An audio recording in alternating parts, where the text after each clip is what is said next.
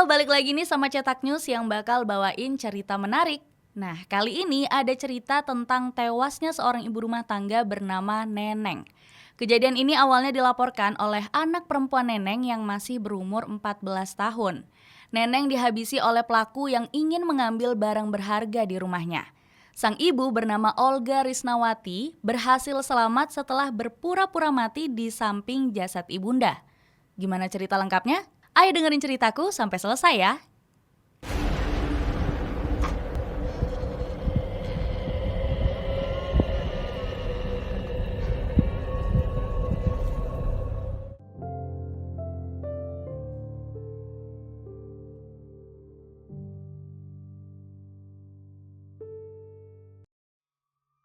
Awal kejadian.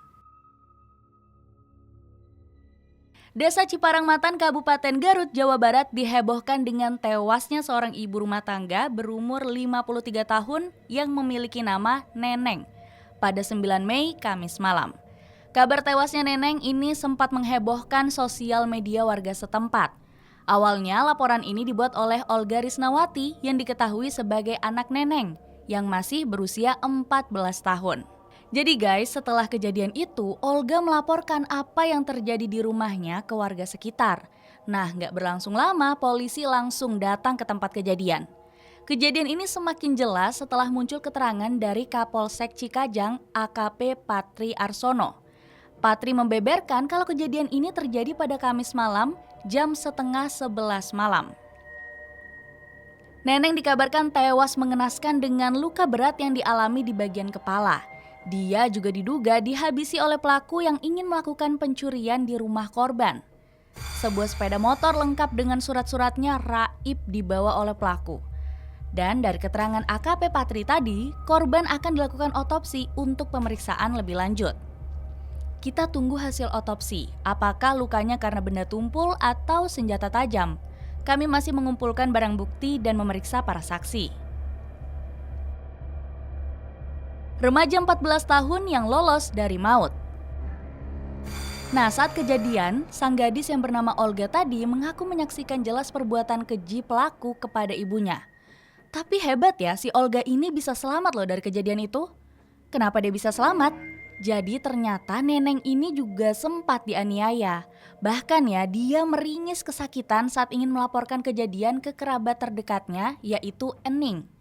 Wah, kasihan ya guys. Ening juga langsung kaget dong saat rumahnya digedor tengah malam sama Olga. Anak korban pukul pintu sama kaca rumah. "Bi Ening, tolong saya, buruan buka pintu." Terus saya tanya, "Siapa itu?" Lalu yang pukul pintu jawab, "Saya Olga." Kemudian saya buka dan menyuruh masuk Olga. Nah, setelah memberikan keterangan, ternyata Olga bisa selamat karena berpura-pura wafat.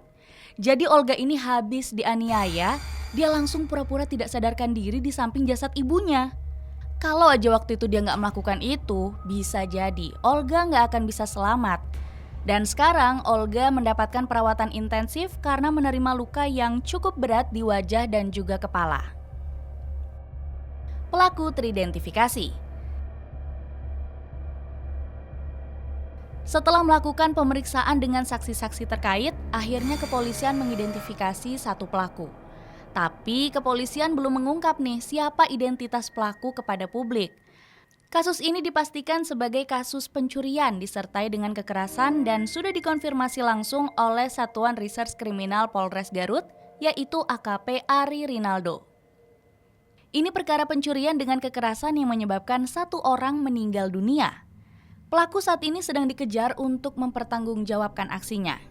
Seandainya benar melakukan aksi ini, pelaku akan disanksi hukuman penjara yang cukup berat. Dia bakal terjerat pasal 338 KUHP dengan ancaman 15 tahun penjara. Dari kasus ini kita bisa belajar ya untuk melakukan pengawasan yang cukup ekstra. Karena bahaya ini nggak kenal waktu ataupun tempat loh. Kok ada ya orang yang tega menghabisi nyawa orang lain hanya demi sebuah sepeda motor? Menurut kalian gimana? Coba kalian tulis pendapat kalian di kolom komentar di bawah ini.